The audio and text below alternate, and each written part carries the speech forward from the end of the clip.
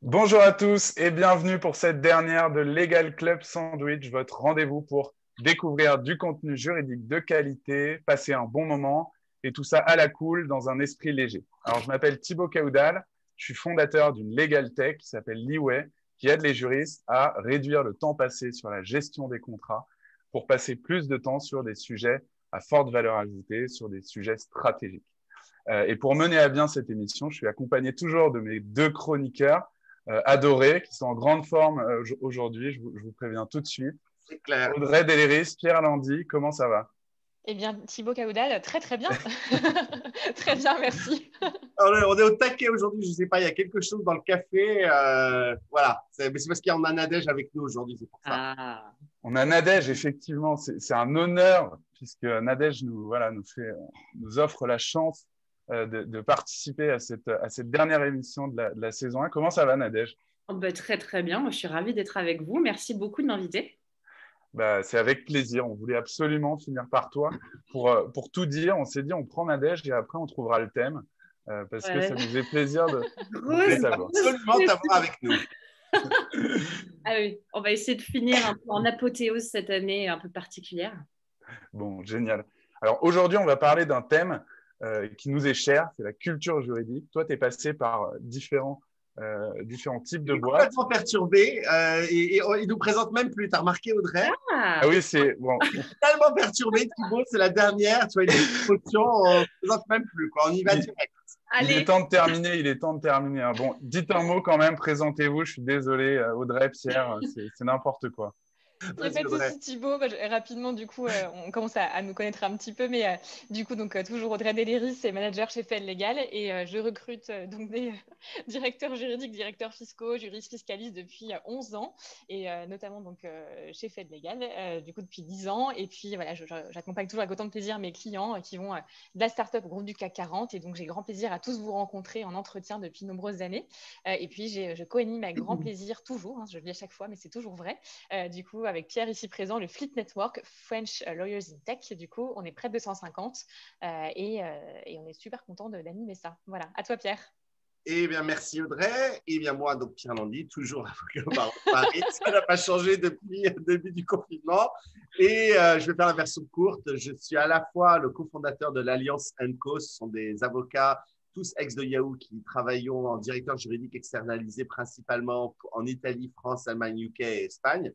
Et pour ma part, depuis environ 1 an, maintenant, j'accompagne les directeurs juridiques, les associés de cabinet et les équipes juridiques pour développer leurs soft skills, le leadership, leur savoir-être, tout ce dont on a parlé énormément dans la saison 1 de Club Sandwich. Et bien voilà, je les accompagne pour développer ces talents-là. Voilà, ça y est, ça c'est fait. À toi, Thibaut. C'est bon, on peut commencer. Le mec se présente et passe tout le monde direct. C'est quand même pas mal. Du coup, aujourd'hui, on accueille Nadège Lambers. Nadège qui nous fait le plaisir d'être là. On va parler d'un thème qui est super intéressant, qui est revenu pas mal, celui de la culture juridique. Et donc, ce que je disais un petit peu tout à l'heure, c'est que toi, Nadège, tu es passé à la fois par des startups, par des grands groupes internationaux. Tu vas nous dire tout ça. Est-ce que tu peux donner un peu de contexte, te présenter déjà pour les auditeurs qui ne te connaissent pas? Oui, avec plaisir. Et déjà, petite parenthèse, désolée pour l'absence totale de fond Legal Club Sandwich. Je ne fais pas honneur à la démarche et à ceux qui m'ont invité. Oui, effectivement, moi, je suis passée j'ai eu un parcours un peu varié. Alors, j'ai commencé en tant que conseil en propriété industrielle, en cabinet. Un cabinet qui venait de se créer, qui avait 9-10 mois d'existence et il y avait absolument tout à construire. On n'était que 4 dans une pièce de 30 mètres carrés, un peu l'aventure. Quand j'ai quitté le cabinet, j'ai rejoint un groupe qui était un gros groupe, une branche du groupe Total qui venait d'être cédé à un groupe américain. Le département juridique était parti avec Total. Et là, alors, il y avait à la fois soit tout à construire, soit tout à repenser pour le mettre un peu, on va dire, à l'ère de notre nouvel actionnaire. On a été à nouveau cédé, et là aussi, nouvelle transformation à accompagner, à réfléchir. Et je suis restée 8 ans jusqu'à rejoindre Drivey, qui est devenu depuis GetAround. Il n'y avait jamais eu de juriste après 10 ans d'existence. Et là, c'était juste tout à construire. Donc, finalement, je me suis dit, c'est un peu le fil rouge. Au début, je n'avais pas tellement fait exprès. Puis maintenant, clairement, c'est quelque chose que j'adore et dans lequel je m'amuse énormément. C'est justement, voilà, que ce soit transformer l'existant, l'adapter ou mettre les pièces de puzzle manquantes ou carrément tout construire quand il n'y a rien. D'où ma présence aujourd'hui avec vous sur ce thème. Et donc, ce qui nous intéresse, on aime bien donner, tu vois, des billes, des choses concrètes, tu vois, qui peuvent aider les auditeurs au quotidien. Toi, est-ce que tu as des méthodes un peu à partager sur la création ou la réinvention, hein, il y a vraiment les deux aspects d'un département juridique. Alors oui, plusieurs. Je vais essayer de partager un petit peu mon expérience, mon parcours là-dessus. Alors bon, évidemment, hein, tous juristes, quand vous arrivez dans une entreprise, ça c'est un peu le standard. Vous allez essayer de comprendre comment ça fonctionne, ce qui existe, comprendre le fonctionnement au global.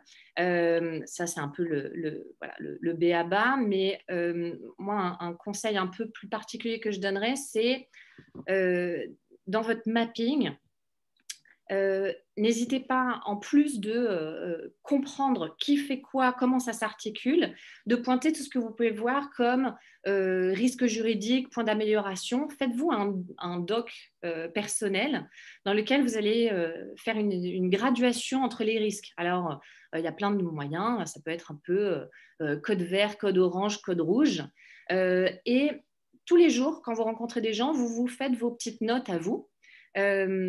Et idéalement en mettant un peu une timeline, enfin une chronologie, en vous disant, alors ça c'est code rouge, je pense que ça va être quand j'aurai fini ce mapping et tout cet audit en prise de poste, ça va être un peu ma priorité. Je me dis qu'il faudrait que j'ai attaqué ça dans les 3 mois. Puis il va y avoir des choses, vous pouvez aller jusqu'à vous dire, ça c'est dans 2 ans, ou c'est vraiment le good to have, super good, sans que ce soit majeur. Et là, petit à petit, au fur et à mesure de vos rencontres, vous allez vous faire un peu cette espèce de plan personnel. Et puis, il va vous servir pour ensuite aussi échanger avec les stakeholders dans la société, principalement les dirigeants, pour leur amener un peu votre vision de ce que vous avez compris, où vous pensez aller, les vrais points de risque. Et puis, dans cet échange, finalement, où vous allez amener votre vision, ce qui va être super important, c'est que ça va vous permettre en fait de recueillir la leur. Et c'est là qu'il y a vraiment quelque chose qui se joue dans cette construction d'un département juridique, que ce soit en transformation ou en pure construction. Là, pour moi, c'est vraiment pareil, même si dans un cas, il y aura peut-être plus de choses à faire, et encore, pas forcément vrai. Et ça va vous permettre, en fait, de comprendre leurs besoins et leurs ambitions, et finalement d'ajuster le tir. Oui. En fait, Nadège, ce que j'allais dire, c'est finalement, tu ne te précipites pas à faire des choses tout de suite. Tu prends un peu ton temps, tu fonces pas tête baissée. C'est ça un peu. Complètement. Complètement. Ça, c'est vraiment un truc que je conseillerais beaucoup, assez fort. C'est pas forcément de se lancer dans des changements du tout. Et cette rencontre-là avec les dirigeants, elle est hyper importante. Enfin, là, j'aurais plein d'exemples, mais j'ai eu, par exemple, j'ai entendu, la conformité RGPD, on s'en fiche un peu, c'est pas nous qu'on va venir voir, il ne va pas se passer grand-chose. Alors, ce n'est pas pour dire que c'est vrai, ça peut être vrai, ça peut ne pas être vrai, mais là où c'est important, c'est que vous, ça va vous permettre de savoir que si ça paraît comme un risque mineur à vos dirigeants et que vous êtes convaincu que c'en est un gros, ça veut dire que vous allez l'aborder de manière différente. Vous allez être sur un terrain peut-être un peu moins sensible. Et donc, il va falloir éventuellement passer par la porte, par la fenêtre, par d'autres moyens, alors qu'il va y avoir d'autres domaines. Vous allez arriver face à quelqu'un qui va être hyper convaincu. Donc, forcément, votre roadmap, vous allez pouvoir la dérouler de manière plus assurée, on va dire. Donc, c'est un mix entre votre audit pas juste faire une liste de courses. C'est vous arrivez avec quelque chose de chronologique et de gradué, et puis vous allez le confronter à cette vision d'entreprise. Et puis, je rebondis sur ce que disait Pierre, complètement en ligne, on ne se précipite pas. Ça, c'est un peu, c'était un terme qu'on a utilisé avec moi il y a longtemps, c'était la règle des 100 jours. On ne bouge pas d'une oreille. Alors, c'est compliqué, parce que souvent, on attend de vous aussi d'arriver et puis de faire plein de choses tout de suite, aussi parce que parfois on vous a attendu pendant longtemps, parce que soit c'est un petit peu le bazar, soit il y a eu des points de doute, ou voilà. On peut vous attendre assez rapidement sur des résultats. Je pense que c'est important, sauf exception, d'essayer de prendre son temps. J'ai eu un manager, par exemple, qui était arrivé et qui, même pas le premier jour d'ailleurs, il était arrivé un peu avant son premier jour pour faire un peu une passation avec l'ancien manager, le directeur juridique. Et avant d'être arrivé, après une journée de réunion, le lendemain, on avait un doc en disant, voilà, on va en réorganiser le département, changer les postes, voilà les listes de templates qui vont être modifiées. Alors, si vous voulez ne pas être accueilli chaleureusement, faites ça, c'est assez mal perçu. Donc, quand on dit 100 jours, c'est évidemment un indicateur, mais c'est assez important. Ok, ouais. Et donc, ce que tu dis aussi, on y touche un peu, c'est que sur le plan humain, il y a tout un aspect. Il n'y a pas que la technique, justement, les templates et les sujets vraiment purs juridiques, mais il y a tout un aspect humain aussi à prendre en compte. Oui, complètement. Voilà, évidemment, c'est, comme je disais, rencontrer tout le monde, comprendre ce qu'ils font. Ça, c'est essentiel, mais ça passe aussi par, même si tous les juristes en parlent, ils ont peu de temps, ils sont débordés, mais perdre du temps à prendre du café, montrer un autre visage, déjeuner. Les juristes déjeunent, les juristes prennent même des apéros. C'est pas un temps perdu. Au contraire, en fait, je pense que c'est presque aussi important que toucher à du technique, remplir des Google Docs. Ça, c'est essentiel. Un conseil que je pourrais donner aussi, c'est dans le cadre de vos échanges, notez vos batailles gagnées et perdues. Vous allez avoir forcément des points de résistance, des choses où, par exemple, soit que vous gagnez ou que vous perdiez, hein, du type, vous avez insisté pour mettre une clause de sortie dans un contrat, on vous a dit mais non, on s'en fiche, avec eux c'est pérenne, il n'y a pas de problème. Vous êtes pour une raison ou pour une autre obligé de céder. Et notez-le parce que peut-être que quelques mois plus tard, effectivement, il y a une tuile, on doit en sortir. C'est pas pour mettre le nez de vos interlocuteurs dedans, évidemment. Tout ça, c'est bienveillant, mais bien amené, ça vous permet de dire indirectement, en fait, ces clauses, elles sont super utiles. Et puis, vous aurez effectivement décliqué quelque chose dans la tête de votre interlocuteur là-dessus, et ça fait effet boule de neige. Donc ça, on ne pense pas forcément à les noter, parce qu'après, on se dit, ah mince, c'est vrai qu'on en avait parlé. Des cas concrets, c'est intéressant. Puis, je rajouterai un dernier petit point, c'est penser à parler à vos interlocuteurs en termes de ROI. Alors, les juristes, on n'y pense pas forcément assez. Quand vous mettez en place un doc, c'est de dire, c'est pas juste un template, par exemple, ça prend 5 minutes ou 10 minutes à remplir, mais je pense que ça fait gagner ça. Et ça, on peut le mesurer en temps, en argent, en risque quantifiable. Et ça, on n'y pense pas forcément. Et en politique, c'est ultra important. On en a beaucoup parlé du ROI, des KPIs, de toutes ces que le juridique devait un peu mesurer tout ça. Donc, n'hésitez pas à retourner sur les replays des précédents Club Sandwich. On a pas mal discuté de ça, donc totalement d'accord. Mais Nadège, on ne va pas se mentir, parfois, la seule façon avec laquelle les gens comprennent, c'est quand il y a un problème. Oui. Oui. Alors, tristement, on ne va pas se dire que c'est bien d'avoir un litige de temps en temps, mais oui. C'est vrai que y a pas mieux quand il y a un père. Je dis un litige. Ça, c'est un petit. Un petit litige. Non, mais évidemment, c'est ça qui démontre aussi de manière hyper concrète que ce que vous dites, ce n'est pas une fiction. Oui, c'est assez indispensable. De temps en temps, de pouvoir surfer aussi sur les petites casseroles, les petites difficultés. Et justement, en difficulté, sans attendre forcément qu'il y ait un litige, est-ce que tu peux donner quelques exemples de difficultés que tu as rencontrées et que tu as pu, du coup, te sortir de ces situations, et comment, du coup? Alors, les difficultés, c'est principalement celles que tous les juristes en entreprise rencontrent, hein, enfin tous les directeurs ou responsables juridiques. Là, je vais rien apprendre à toutes les personnes qui nous écoutent, hein, ça va être casser cette image du juriste qui est celui qui dit non, qui empêche de faire, qui n'est pas dans le business. Je dirais que le premier point, c'est déjà de faire comprendre quelque chose qu'on dit, je pense, assez rarement, c'est que le juriste, en fait, c'est plutôt une assurance. On le paye en espérant que le risque ne s'exprime pas, mais pas en calculant justement que ce risque-là va arriver. En fait, je dirais même que notre valeur, elle est d'autant plus visible quand on ne se voit pas. Et c'est bien justement quand ça veut dire qu'il n'y a pas de litige, que les choses roulent. Donc ça, c'est casser cette image-là. C'est aussi casser les a priori en échangeant sur des trucs et astuces qu'on a pu rencontrer dans le cours de notre carrière, alors sans chercher forcément à faire peur, hein, mais de temps en temps, glisser un cas qui est tombé, une condamnation, un truc, pour montrer justement que ces choses-là existent, parler un peu de tous ces benchmarks. Et puis, les difficultés, on les contourne aussi, alors, ces difficultés-là standards, hein.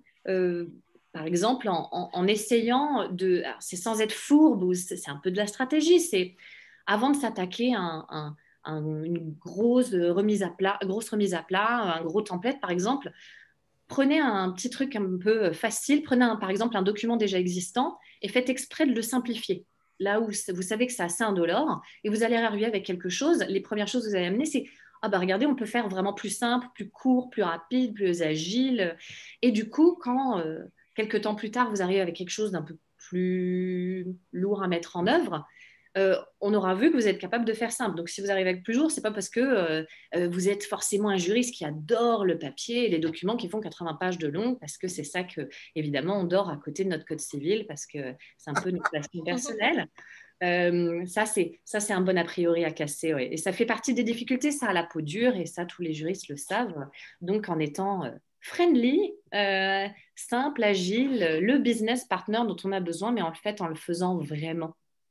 Quitte à être un petit peu stratège au passage. Et c'est aussi choisir ses combats, j'ai l'impression. En tout cas, dans les premiers mois, savoir où placer ses pions et le faire intelligemment. Tu nous parlais des 100 jours, ça a l'air d'être quelque chose qui est assez stratégique, quoi, pour créer cette culture juridique, justement.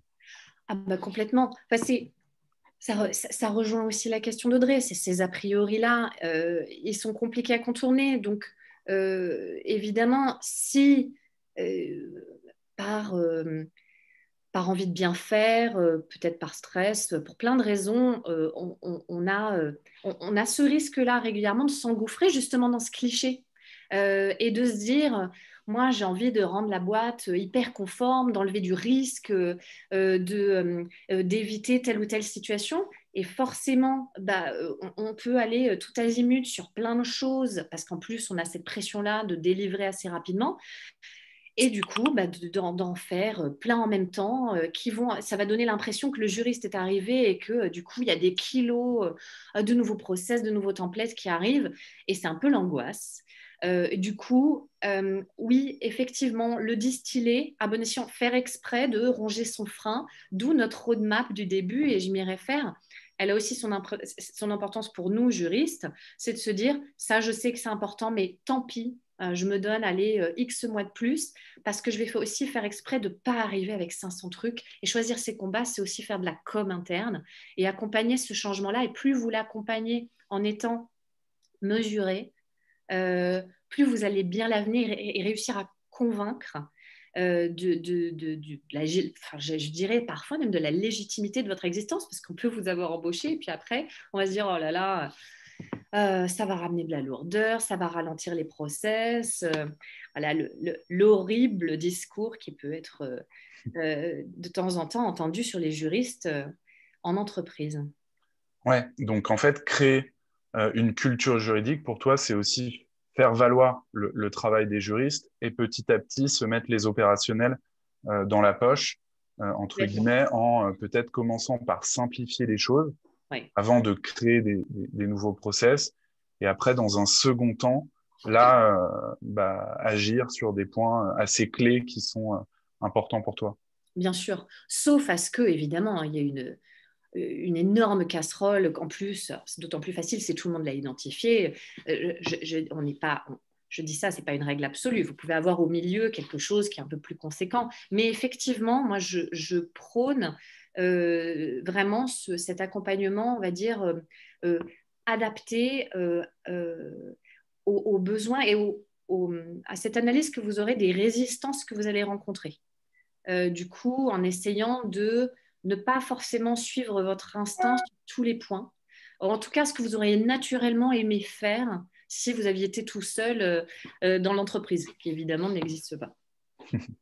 Et toi, du coup, qui es passé à la fois par des boîtes tech et des grands groupes, est-ce que justement tu penses que la culture juridique doit être la même dans chacune de ces entreprises? Alors, je vais donner une bonne réponse de Normand. Ça dépend. Oui et non. Je l'ai cherché en même temps.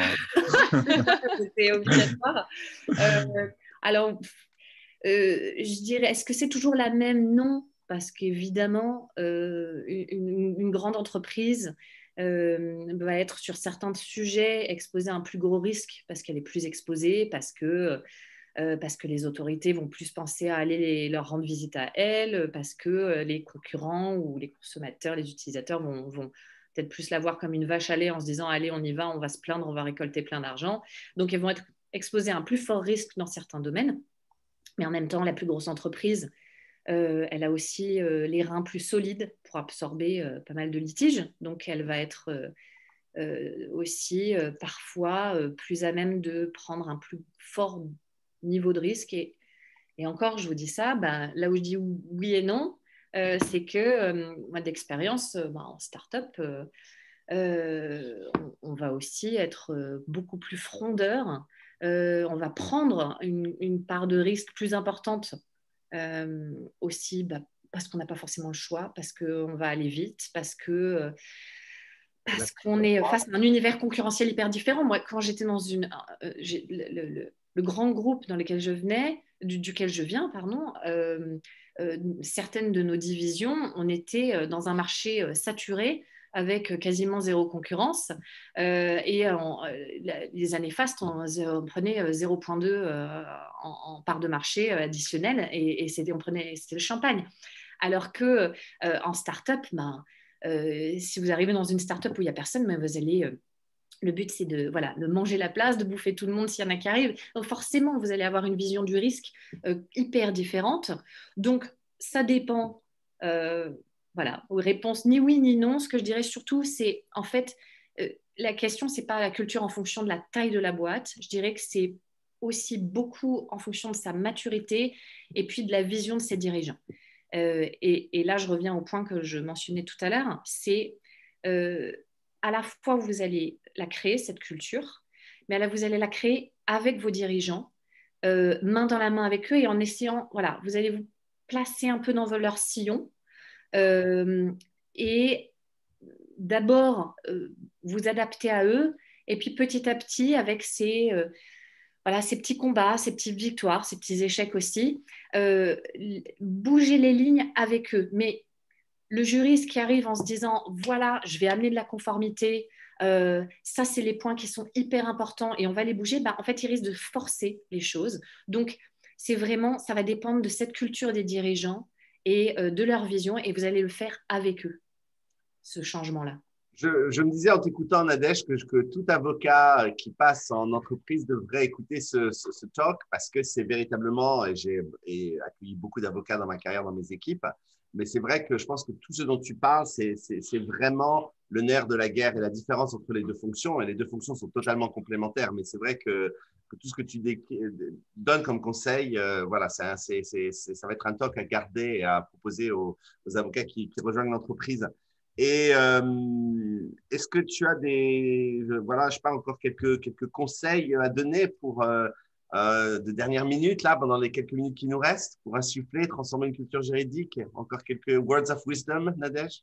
Alors, words of wisdom, alors ça, c'est la grosse pression. Je dirais que la difficulté, ça va être... voilà, si je dois donner un conseil, c'est identifier le socle qui, pour vous, va être vraiment les fondamentaux qu'il faut installer dans l'entreprise, des choses qui ne doivent pas bouger, a priori. Donc, alors évidemment, hein, ça va être tout ce qui va être la gouvernance d'entreprise. Vous n'allez pas transiger sur qui signe des contrats, quand vous faites des commandes, par exemple, vous faites faites des créations avec une agence, vous allez vous faire céder les droits. Alors ça paraît évident, mais on parlait d'ailleurs tout à l'heure des litiges et est-ce que c'est utile d'avoir un litige. J'ai des trucs assez marrants là-dessus. Je pense à c'était un photographe qui avait fait un flyer pour nous et qui nous avait gentiment mis ça. On avait mis les photos sur un flyer qu'on avait distribué partout dans les magasins. Et puis, on a un couple de petites personnes, un couple de retraités qui nous contactent en disant mais c'est très joli ce jardin que vous avez sur le flyer, mais en fait c'est notre jardin et puis on ne vous a pas donné les droits. Et en fait notre gentil photographe qui nous avait vendu les photos, en fait il avait escaladé un muret, puis il avait pris une photo par-dessus l'arrière de ce très joli jardin en l'occurrence, et sans jamais demander l'autorisation de personne. Et pourquoi je mentionne ça, c'est parce qu'évidemment c'était à une époque où on s'était dit moi ça sert à rien, on ne va pas se faire céder les droits. Donc si, ça sert à quelque chose. On avait d'ailleurs dû faire un chèque à notre gentil couple de retraités qui avait dépassé la valeur de ce qu'on avait gagné sur l'opération. Donc voilà, vous avez des fondamentaux comme ça, ne transigez pas. C'est complètement idiot de passer à côté. Par contre, pour le reste, adaptez-vous à l'évolution de l'activité, de la vision que vos dirigeants ont de ce rôle du juriste. Et ce que je dirais en conseil peut-être principal, s'il y a vraiment un truc à retenir, c'est je vois beaucoup de juristes qui ont du mal à défaire ce qui a été construit. Et en fait, défaire, c'est pas perdre une bataille, c'est au contraire, en fait, je pense en gagner une à plus long terme. Faire et défaire, en fait, en tant que juriste, c'est assez clé pour que cette culture, en fait, elle fonctionne et qu'elle soit ancrée de manière durable dans la société. Sinon, vous n'êtes pas un business partner et vous oubliez que tout est mouvant autour de vous, les besoins de vos départements, les projets. Et forcément, on peut aussi changer un peu de business model, plus ou moins, au fur et à mesure. Et donc, si vous n'adaptez pas votre vision du droit et la manière dont elle est utilisée en interne, vous n'allez pas instaurer cette culture, puis vous allez un peu passer à côté de ce que c'est vraiment d'être un juriste qui a un rôle clé auprès de la direction. Donc voilà, accepter de revenir en arrière, de défaire. C'est comme ça que vous construisez de manière solide. Merci Nadège. C'était passionnant, ça donne envie de creuser. Bons conseils. Ouais, il y a plein de bons conseils. D'ailleurs, on a des remarques qui vont dans ce sens-là. Il y a Julie qui nous dit ça. On vous encourage vraiment à poser vos questions pendant les chroniques de vos chroniqueurs. Comme ça, on y revient à la fin. On va poser plein de questions à Nadège. Et puis, je crois que maintenant, c'est l'heure des jingles.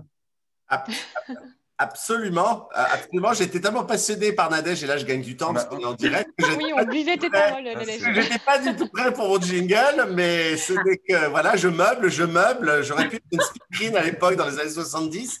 Je peux meubler autant que je veux, c'est parti.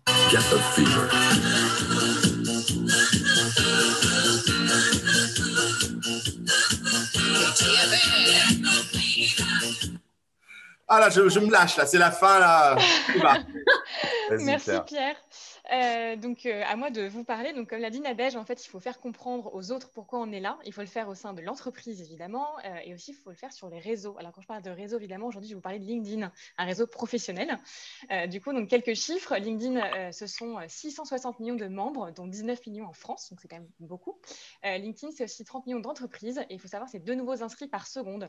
Donc là, il y a à peu près 10, 20, etc. personnes qui sont inscrites depuis que j'ai commencé à parler. Donc, quelques conseils aujourd'hui pour, en fait, optimiser votre profil. En tant que recruteuse, je passe ma vie sur LinkedIn, donc je me dois de vous donner quelques conseils. Premier conseil, c'est d'avoir un profil LinkedIn. Ça paraît tout bête, mais en fait, il y a plein de gens en 2020 qui n'ont pas de profil LinkedIn. C'est inadmissible, je vous le dis. Donc, il faut en créer un. Voilà, ça y est, tu prends des positions. Voilà. Donc, finissez de regarder tranquillement le Legal Club Sandwich, mais juste après créer votre profil LinkedIn si ce n'est pas fait. Voilà, il ne faut pas avoir peur aussi de se dire que son boss va se dire « Ouh là là, je suis à l'écoute du marché ». Non, parce que ça veut dire sinon qu'il y a 660 millions de membres qui sont à l'écoute du marché.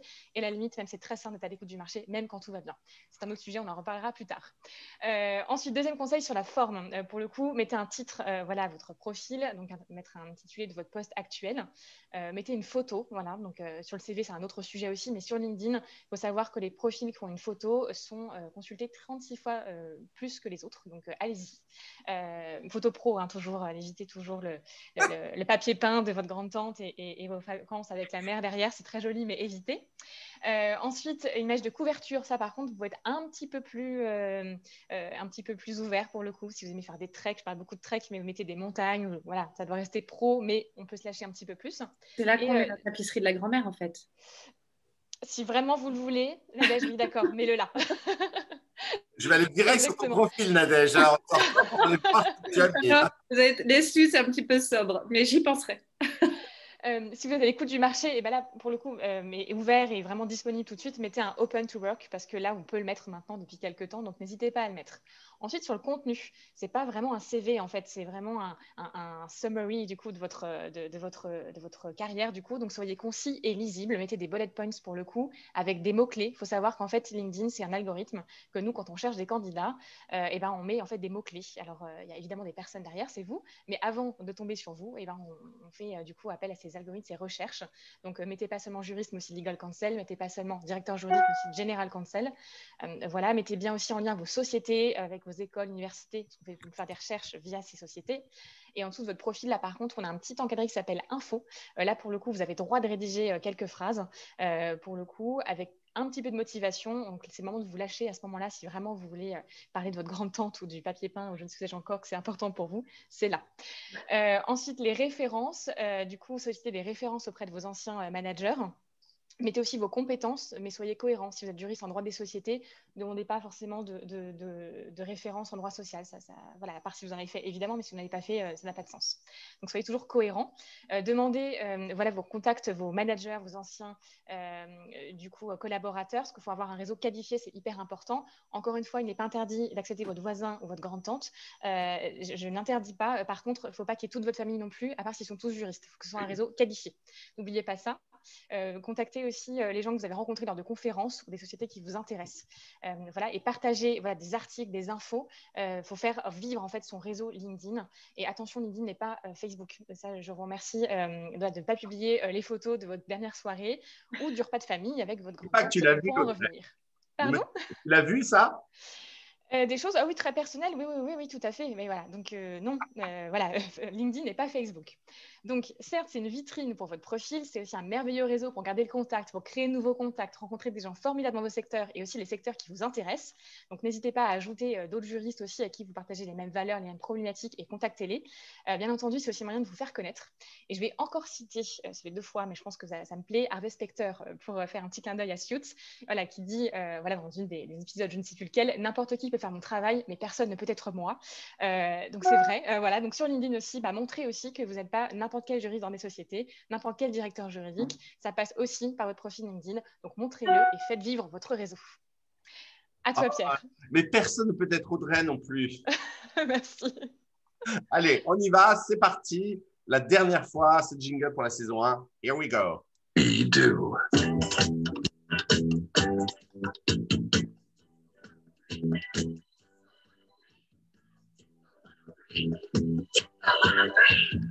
Je n'avais jamais remarqué à quel point elle s'énerve au fur et à mesure qu'elle dit Disco 103. Encore, on a coupé le jingle. Je me demande si on continue la chanson, si elle hurle à la fin. Je ne sais pas. Mais réponse plus tard. Alors, eh bien, écoutez, de la même manière que Nadège nous expliquait à quel point il faut voilà, se présenter, se faire connaître, se faire accepter auprès des dirigeants, eh bien, moi, je vais vous parler aujourd'hui de l'importance de déclarer votre style de leadership, votre leadership style, lorsque vous commencez à travailler avec une nouvelle équipe. Imaginons que vous arrivez et vous prenez la direction d'une nouvelle équipe ou que de nouveaux membres rejoignent votre équipe. Eh bien, il faut savoir qu'un leader, c'est comme un chef d'orchestre. Et son rôle, c'est un rôle très important parce qu'il n'y a aucune musique qui sort du bâton. Mais par contre, sans le bâton, l'orchestre ne joue pas. Donc, le rôle du chef d'orchestre, eh bien, c'est de s'assurer que, here we go avec mon allégorie, que les pianos de la compliance ne jouent pas plus fort que les trompettes de la propriété intellectuelle ou le triangle du droit des sociétés. Pour une merveilleuse symphonie juridique, on a besoin d'un chef d'orchestre qui soit clair sur la symphonie qu'il souhaite jouer et comment on va la jouer. Et pour ce faire, eh bien, ce qu'on sait des grands leaders, c'est qu'ils prennent le temps de communiquer leur style de leadership dès le début lorsqu'ils ont une nouvelle équipe. Alors, grâce à ça, eh bien, les équipes, au lieu de passer des semaines, voire des mois à essayer de comprendre ce qui est important pour le leader dont ils font, enfin, qui est dans l'équipe pour laquelle ils travaillent, eh bien, on va tout de suite leur donner un petit peu les règles du jeu. Et donc, comment est-ce qu'on peut faire? Eh bien, on peut tout simplement faire une liste qui comprend en gros 5 questions. Les choses que je vais faire pour vous, les choses que je ne vais pas faire pour vous, les choses à faire avec moi, les choses à ne pas faire avec moi, et cinquièmement, comment communiquer avec moi. Et en anglais, ça donne de I will, I won't, do's, don'ts, how to communicate with me, parce que souvent, d'ailleurs, ce genre de choses, ça fonctionne mieux en anglais. Et après, le leader, une fois qu'il a expliqué tout ça, eh bien, on va aussi donner les conséquences de son style. Voilà. Moi, par exemple, je sais que j'ai tendance, et j'ai beaucoup lutté, d'être un control freak. Donc, je le dis, je suis un control freak. Donc, les choses à faire avec moi, c'est de me rassurer. Voilà, lorsque je demande quelque chose, je viens recevoir un mail. OK, c'est bon, un point, un thumb up, je m'en occupe. Et donc, il faut être très honnête lorsqu'on fait cet exercice de rédiger, c'est je ferai, je ne ferai pas, les choses à faire et ne pas faire, parce que l'erreur que certains leaders font, c'est d'écrire sur ce document le leader qu'ils aspirent à être et donc de reproduire des comportements qu'ils ont lus dans des bouquins, on en a parlé pas mal dans Club Sandwich, plutôt que de dire et d'écrire honnêtement qui ils sont vraiment. Donc, je n'ai pas une grande gloire à dire que je suis un control freak, mais je le suis. Donc, on va simplement l'expliquer et expliquer comment gérer la chose au mieux et comment moi je me soigne. Plutôt que d'aller éventuellement dire des choses qui ne seraient pas exactes. Je vous rassure, ça va quand même beaucoup mieux après avoir l'idée des équipes pendant 25 ans. Je me soigne et ça va énormément mieux. Mais par exemple, dans les I will, ça pourrait être, eh bien voilà, je serai plein d'énergie à 8 heures du matin et donc vous allez peut-être recevoir des mails de ma part, mais je ne m'attends pas à ce que vous y répondiez immédiatement. Ou je vais parler très très vite parce que je parle super vite, mais n'hésitez pas à m'arrêter pour me dire que je parle trop vite. Ou alors, dans les choses à ne pas faire, je ne tolérerai pas les comportements agressifs dans l'équipe ou je ne supporterai pas aucun type de discrimination, quel qu'il soit, basé sur quelques critères que ce soit. Ou bien encore, je ne vérifierai pas où vous êtes pendant la journée, si vous êtes en train de prendre un lunch de 3 heures, mais par contre, ne manquez jamais une deadline du business parce que je ne supporte pas qu'on vienne me voir en me disant qu'un membre de mon équipe ne fait pas son travail. Et donc, en donnant comme ça les règles du jeu dès le départ à ces équipes, plutôt qu'ils essaient de comprendre pendant des semaines et des mois à qui ils ont affaire, eh bien, on gagne un temps fou. Et la façon de communiquer est importante aussi. Par exemple, on va pouvoir peut-être écrire « Je veux être copié sur tous les mails sur lesquels vous travaillez et le CEO est copié ». Pourquoi? Parce qu'en tant que directeur juridique, je suis évidemment, lorsqu'il couche au comité de direction, bien sûr, et je reporte évidemment au CEO en tant que directeur juridique. Et donc, le CEO, s'il me parle d'un sujet dont je n'ai jamais entendu parler parce que quelqu'un dans mon équipe le gère mais a oublié de me le dire, forcément, j'ai l'air d'un imbécile fini devant le CEO, ce qui n'est pas idéal. Donc, voilà, on s'assure voilà, de préciser les cas et les situations sur lesquelles on veut être copié. Donc, voilà, donc on prend le temps de communiquer son style de leadership, de communiquer les conséquences de ce style, de communiquer les pluses et minuses, les plus et les moins de ce style. Et surtout, on permet à l'équipe de poser des questions de clarification lorsqu'on présente ce style afin que chaque membre de l'équipe soit super clair sur ce qui est attendu. Et lorsqu'on a le temps, je recommande, parce que ce n'est pas l'Empire et ce n'est pas une dictature, de faire l'exercice dans l'autre sens, c'est-à-dire que lorsque vous avez connu votre style de leadership, il est bon avec ces équipes de faire l'exercice inverse et de demander aux membres de son équipe quel est leur working style, donc à l'inverse, et comment ils aiment travailler, est-ce qu'on peut les déranger avant 10 heures du matin, etc., etc. Et de cette manière, eh bien, beaucoup d'incompréhensions sont levées en amont plutôt que d'attendre le drame qui pourrait éventuellement avoir lieu par des erreurs de communication. Voilà, donc écrivez votre leadership style pendant les vacances. Merci Pierre, merci Audrey pour ces chroniques. On va passer aux questions. On n'a pas trop de questions aujourd'hui, donc si vous en avez, n'hésitez pas, c'est le moment. Il y a un point intéressant qu'on a abordé tout à l'heure, Nadège, sur le ROI, qui pourrait être un outil, notamment pour créer une culture juridique, parce que peut-être montrer qu'on est aligné avec la vision business et qu'on comprend voilà, les enjeux business. Est-ce que toi, tu peux nous donner un peu ton avis là-dessus? C'est-à-dire, est-ce que dans quel cas, par exemple, tu l'as utilisé et comment tu calcules ça, par exemple? Oui, bien sûr. Non, c'est effectivement un grand sujet, aussi parce que je pense qu'on a tous eu la question de mais en fait, c'est quoi notre risque? Alors ça, c'est le grand standard. C'est quoi le risque? En fait, ça sert à rien ce qu'on met en place. Je dirais que quand on parle de ROI, finalement, on peut le benchmarker soit sur la jurisprudence, soit en interne. On peut prendre des cas en disant bah, ce que je propose de mettre en place, par exemple, un process ou un template, ça permet d'éviter tel risque et bah, il y a des décisions. Enfin, le code civil ou le code de commerce dit que c'est ça la sanction. Alors ça parle à personne. Ça peut être utile de le mentionner, mais je trouve pas ça extrêmement pertinent parce que ça garde ce côté un peu, c'est un risque théorique. Dire, il y a eu récemment une condamnation à tel montant, c'est un peu plus parlant. Mais dans un monde idéal, justement, et ça je ne l'ai pas mentionné tout à l'heure, mais quand on fait un peu cet audit, à la fois en arrivant et puis ensuite en continu, en arrivant dans l'entreprise, c'est bien aussi de savoir ce qu'on a eu comme casserole, petite et grosse. Et en fait, il n'y a rien de plus parlant que de dire, ah bah, il y a 3 ans, dans tel cas, il s'est passé ça, ça vous a coûté tant. Moi, ce que je propose de faire, ça permet précisément d'adresser ce risque-là et de faire en sorte qu'il ne se reproduise pas. Alors, quand c'est du vécu, forcément, ça parle beaucoup plus. Alors, j'ai plein d'exemples. Ça va être, par exemple, des templates, d'utiliser un doc type, dire quand vous me faites tel type de demande, voilà, non, je vais prendre un cas plus simple. Euh, euh, on a certains points clés dans les contrats. Alors, je reprends mon exemple de tout à l'heure, une clause de sortie. On a eu 2 cas cette année où on n'a pas pu sortir. On est allé jusqu'à la fin de l'année ou pour 2 ans de plus. Ça nous a coûté tant. Donc, moi, je vous laisse complètement libre de mettre un peu ce que vous voulez dans tel type de contrat. Mais voilà, je vous propose d'avoir un peu des guidelines.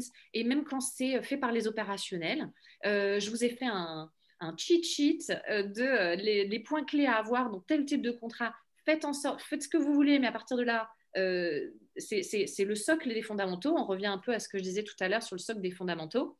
Parce que pourquoi c'est intéressant d'embêter les gens à se dire ne prenez pas juste le template en face, faites en sorte qu'il y ait ces 5 points-là. C'est parce que on a eu le cas l'année dernière et ça nous a coûté X centaines de milliers d'euros. Donc ça, c'est le ROI le plus parlant. Et puis, ça va être vrai aussi sur ces contrats, templates. Donc, ça se mesure hyper bien sur des pertes vécues. C'est ça que mon retour d'expérience principal.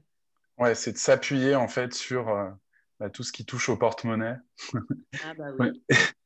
Ça aide à convaincre. Ça parle, oui. Et ça parle à tout le monde. Ok, et donc on appuie sur les traumas. On appuie sur les bons vieux traumas de l'entreprise. Exactement. Bon, merci en tout cas Nadège. C'était un plaisir de finir cette saison 1 avec toi. J'espère que ça t'a plu aussi. Merci. Oh, oui. Merci beaucoup de m'avoir invitée. Je suis honorée et je suis ravie d'avoir participé à l'aventure. Merci Nadège. Génial.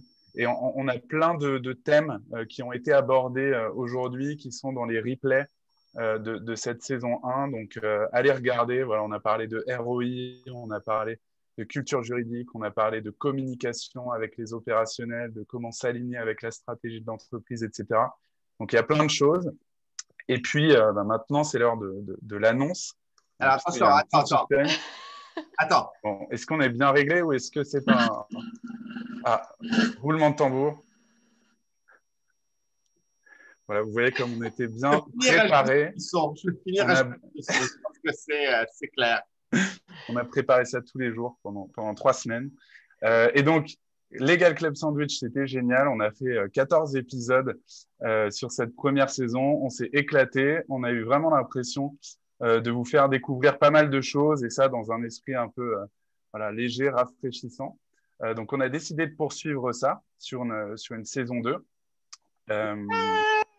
Voilà. J'espère que vous êtes tous heureux chez vous. Les gens sont hystériques derrière leurs écrans. Ils tapent les mains, ils lancent des cotillons, des serpentins. Voilà. Exactement. Et donc, on va démarrer ça à partir de janvier. On se pose encore pas mal de questions sur le format.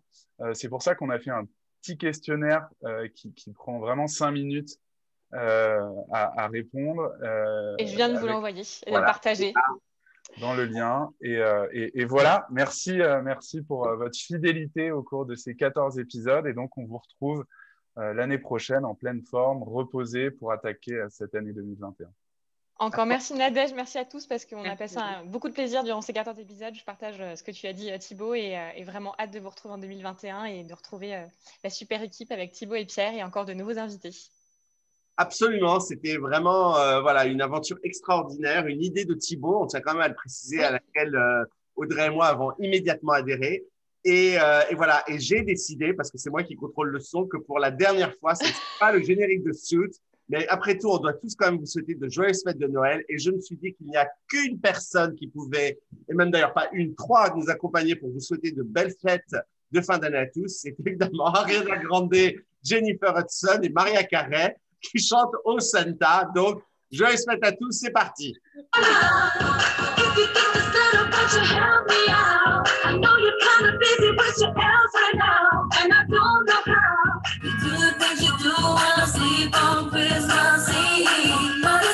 À 2021. À bientôt, merci à tous. Ciao.